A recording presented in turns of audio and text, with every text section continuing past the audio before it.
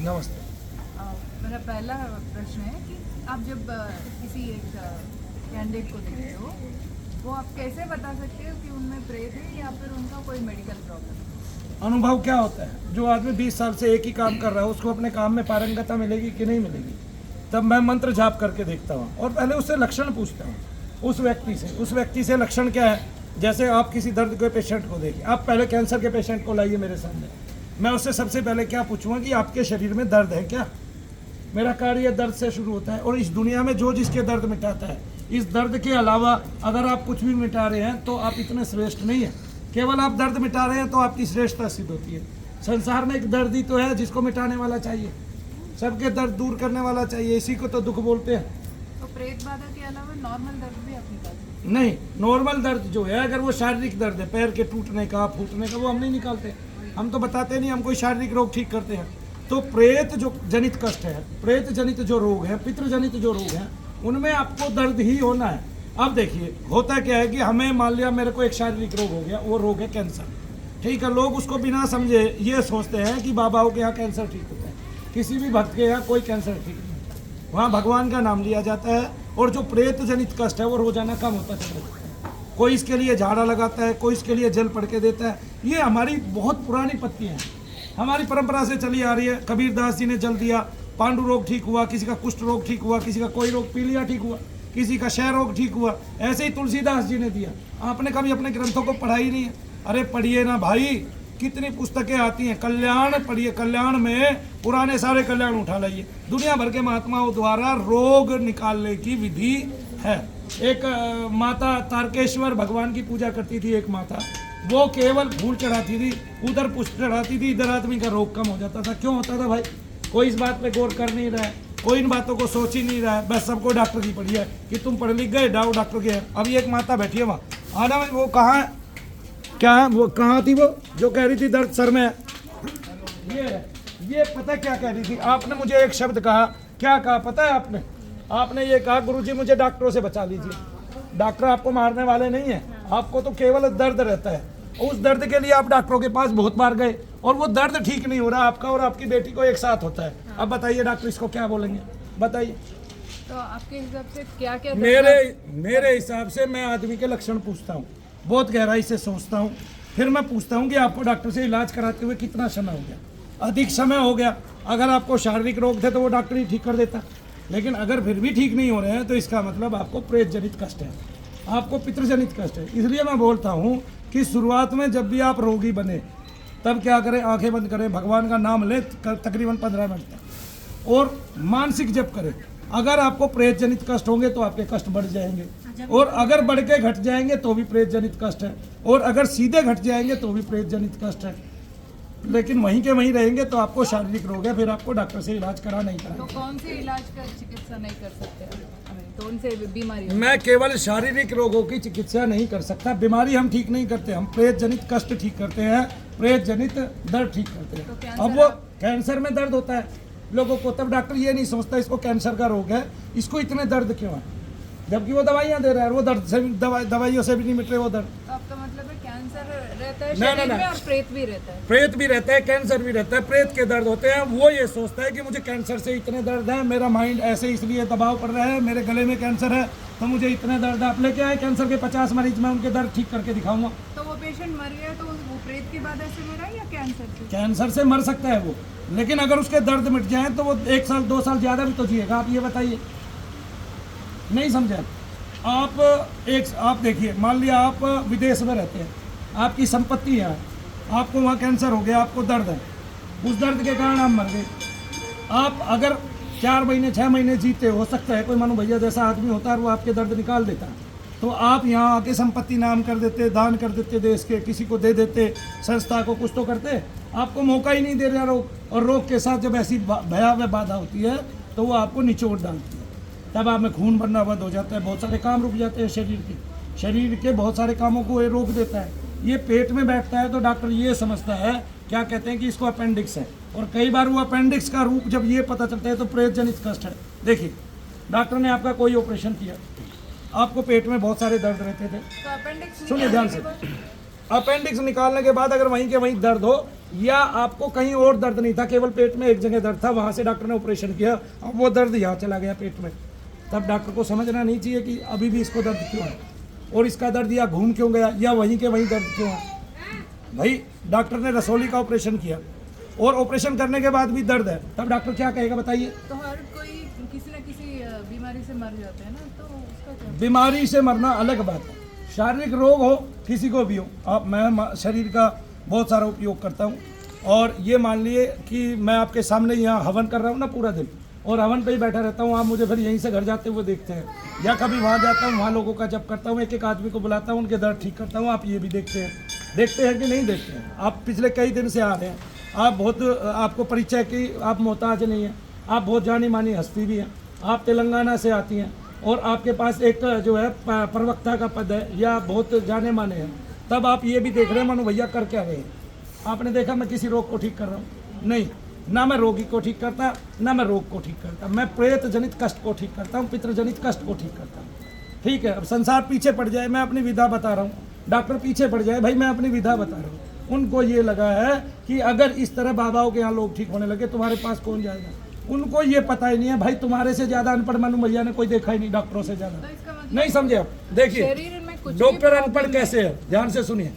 Doctor ये सोचता है कि जितनी बीमारियां संसार में हम ही ठीक करेंगे, उसको फिर डॉक्टर ये क्यों नहीं सोचता कि दुनिया भर के लोग जो मंदिरों में जाते हैं उनकी जो बीमारियां ठीक हो रही हैं मंत्रोच्चार से, वो डॉक्टर ये नहीं सोचता कौन सी बीमारियां ठीक हो रही है। आपको पता नहीं मेरी बहना, शायद कोई बीमारी ठीक नहीं होती शरीर की किसी भी मंत्र से, ये मैं आपको गारंटी लिख के देता हूँ। आया समझ में? यानी कि ओम त्र्यंबकम यजामहे सुगंधि पुष्टिवर्धनम, इस मंत्र से भी शारीरिक कोई बीमारी ठीक नहीं होती, और जो बीमारी इस मंत्र से ठीक होती है उसको मैं अपने सामान्य मंत्र से ठीक कर दूंगा, ओम हम पवनंदराय स्वाहा से। पूछो क्यों? क्योंकि वो बीमारी नहीं है, वो प्रेत जनित कष्ट है। और आयु बढ़ने का और ना बढ़ने का तो कभी पता ही नहीं चलेगा किसी को दुनिया में कि ये संजीवन मंत्र है, इससे आयु बढ़ी कि नहीं बढ़ी। आयु तो मैं बिना किसी मंत्र जाप के बढ़ा सकता हूँ आदमी की, ठीक है, उसको केवल योग साधन बता के कि आपने रोजाना ये योग करना है, तब आप 150 वर्ष भी जी सकते हैं, 125 वर्ष भी जी सकते हैं, 200 वर्ष भी जी सकते हैं। बताइए, तो आपका कहना है शरीर में कुछ भी रोग है वो प्रेत से ही शरीर होता है? में कुछ भी रोग है, अगर वो दर्द है उसमें ज्यादा और वो दर्द डॉक्टर की दवाई लेके नहीं जा रहे, एक बार ठहरो, रुको, फिर जैसे मैंने मानसिक जब बताया है, वो प्रेतादिकों के कारण आपको दर्द हो सकते हैं, दर्द का वार्धक्य हो सकता है। थायराइड के जैसे बीमारी? थायराइड कोई बीमारी में देखता ही नहीं, मेरा काम बीमारी देखना नहीं है, दर्द देखना है, आदमी के शरीर में दर्द कितना है, और वो दर्द डॉक्टर के यहाँ जा रहा है, वो उसकी बीमारी का वो जो दर्द है वो डॉक्टर से जा रहा है कि नहीं जा रहा है। बीमारियां तो अपने आप ठीक होती हैं, बहुत सारे दर्द से बीमारियां उत्पन्न होती हैं। अपेंडिक्स का जो ऑपरेशन करके वो निकालते हैं वो सब बेकार है? ये नहीं कह रहा मैं सब बेकार है, मान लिया 50% बेकार है या 40% बेकार है, कुछ तो हुआ ना, तब डॉक्टर ने उस पर गौर क्यों नहीं किया? अभी अपेंडिक्स का ऑपरेशन कर दिया, फिर आपको वहीं पेट में दर्द है, तब डॉक्टर को चाहिए ना इसकी खोज करूं, क्यों नहीं कर रहा? क्यों नहीं कर रहा? वो उसको बस यही है कि मैंने जो कर दिया अच्छा कर दिया, अब इसको दर्द है, कुछ दिन आराम करेगी, ठीक हो जाएगा। भाई किसी के घुटने में दर्द है, वो चल नहीं पा रहा है, डॉक्टर ने उसका घुटना बदल दिया, फिर भी चल नहीं पा रहा, तब भी तो गौर करे। वो तो उम्र का प्रॉब्लम है। क्या बात कर रहे हो आप? 40 साल में 30 साल में घुटने बदल रहे हैं डॉक्टर, कौन सी उम्र का प्रॉब्लम है? आपको पता कब है? आप समाज में रहते कब है? यहाँ बैठिए, रोजाना देखिए लोगों को। अरे 35 साल के आदमी के डॉक्टर घुटने बदल दे, कूल्हे चेंज कर दे, आपको पता ही नहीं है कितने अंग बदले जा रहे हैं इस भारत में। आपको पता है किसी डॉक्टर ने अपने पित्त की थैली निकाली है, कहाँ है प्रमाण? लेकिन लोगों की पित्त की थैली, 10 साल की उम्र की लड़की को पित्त की थैली निकाल दी डॉक्टरों ने, ऑपरेशन कर दिया। क्यों? लीवर का भी कर दिया, क्यों? किडनी का भी कर क्यों? क्योंकि वो खराब हो गया अंग। आपको लगा खराब हो गया, और उसको दर्द फिर भी है ऑपरेशन करने के बाद। ठीक है, आप कोई भी कष्ट देख रहे हैं उसमें दर्द भी देख रहे हैं कि नहीं देख रहे? तो कष्ट के साथ जब दर्द है तो वो हाँ, मंत्र है। कहाँ गई वो बहन जी जिसको सर में दर्द था? कहाँ है वो?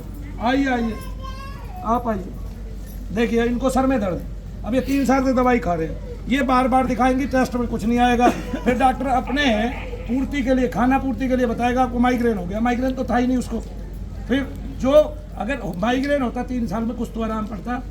बताइए 3 साल से लगातार दर्द क्यों है माँ बेटी को, और दोनों को एक साथ होता है?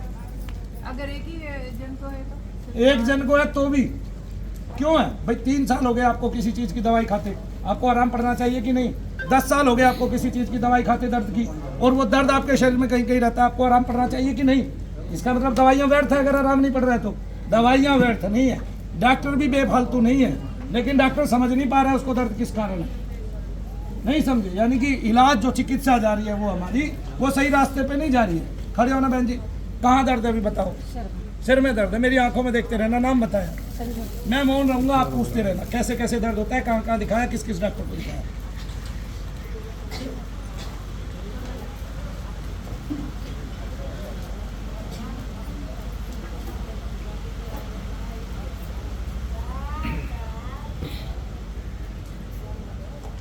अभी दर्द है ना सर में? कम हुआ। क्यों कम हुआ मुझे ये बताओ, केवल मेरे को बताने भर से, जब से मैं वहाँ से बताया आपने तब से कम होता आ रहा है ना, क्यों कम हो रहा है?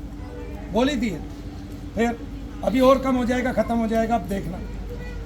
बहुत भयंकर तरीका से होता है। अब पूछो उससे, तब तक मैं इनका जाप करता हूँ। आप तो जीटीवी वाले नहीं है होता ना, है। आपका नाम प्रत्युष खरे तो नहीं है जी, ना?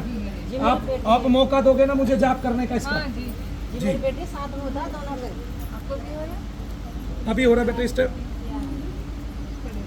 आपका नाम क्या है? अंजलि। खड़े हो जाओ। अंजलि और संजू, में जो भी बीमारी होती है साथ में होती है।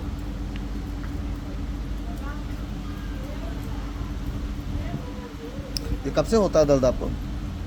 हमें कम से कम 5-6 साल हो गई। पूछे डॉक्टर को दिखाया कि नहीं? कौन से डॉक्टर? सारे डॉक्टर को दिखा लिए यहाँ से और आगरा तक, जयपुर तक। मिम्स में भर्ती रखी थी मैंने। क्या मेडिसिन ले रही हो? एलोपैथी का? हाँ, अब तो कुछ नहीं ले रही, मैं यहाँ पे आ रही हूँ। एम्स में भर्ती किया हुआ था इन्होंने। दोनों भी? हाँ, अब यहाँ पे आने के बाद थोड़ा सा आराम है हमें। डॉक्टर- सिर में तो डॉक्टर- तो रोजाना दवाई खाते, तुम्हारा तो आराम नहीं, यहाँ तो आराम तो हुआ हमें। पूछा डॉक्टर ने क्या बंद कर बताया? दिया? हाँ? बंद कर दिया हाँ, गोली लेना? जब कभी लेते नहीं लेते ही नहीं है। यहाँ पे तो डॉक्टर ने क्या कहा? डॉक्टर ने क्या कहा? उन्होंने दवाई खाते रहो, दवाई खाते रहो बस। टेस्ट करवाते रहो, हाँ, टेस्ट करवाते रहो।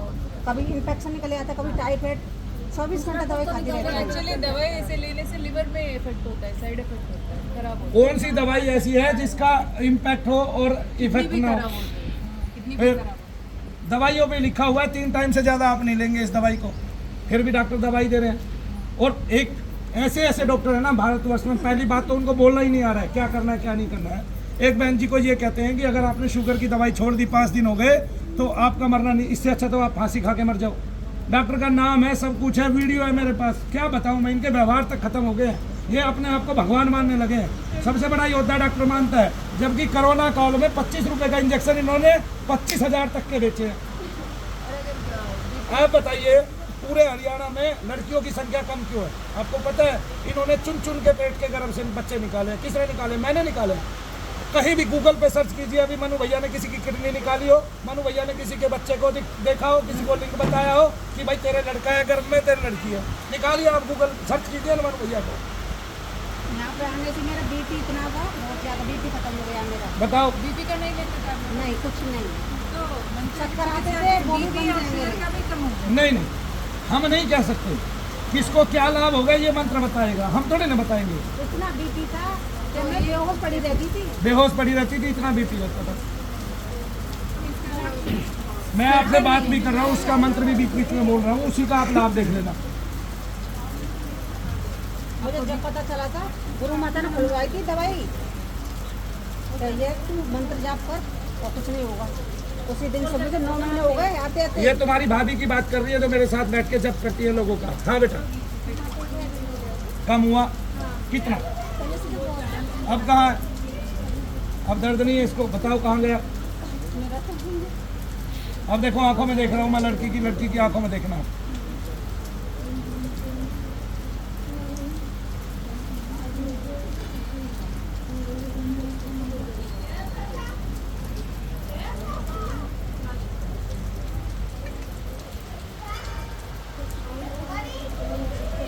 डॉक्टर मेरे से कहे ना कि आप मुझे प्रमाण दो, एक प्रमाण तो मैंने न्यूज नेशन पे दे दिया था, और वो यहाँ से वीडियो कुछ बना के लेके जाते हैं, वहाँ कुछ और दिखाते हैं।